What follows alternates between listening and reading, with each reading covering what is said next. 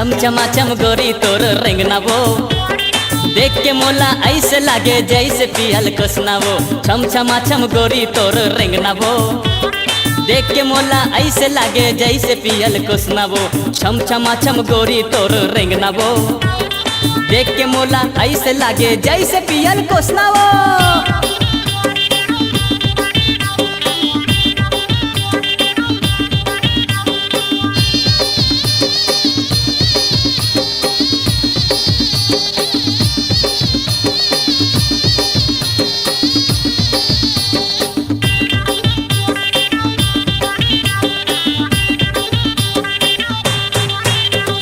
होठ तोरे लाल हवे फूले फूले गाल, फूले गाल फूले गाल।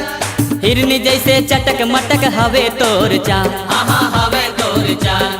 होठ तोरे लाल हवे फूले फूले गाल, हिरनी जैसे चटक मटक हवे तोर चाल। नहीं देखे गोरी तोला हो जाही बेहाल वो। छम छमा छम गोरी तोर रेंगनावो।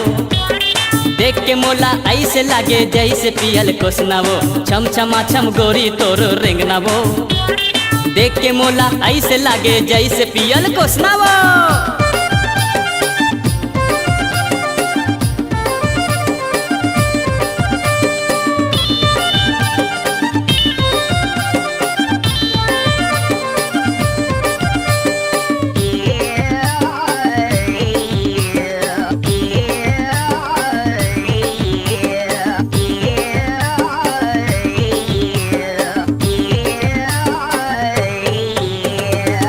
रहे चाहे रहे सावन के महीना, सावन के महीना।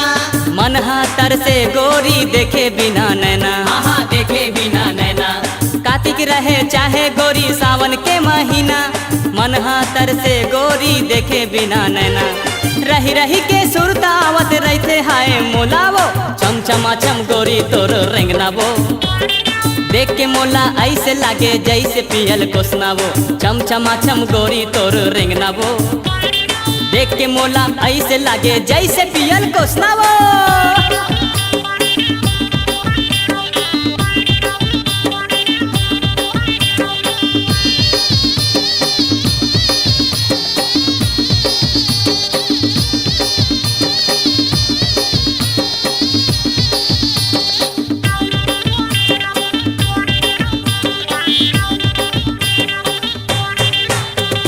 देहे वाला हर कैसे रूप देहे तोला, रूप देहे तोला।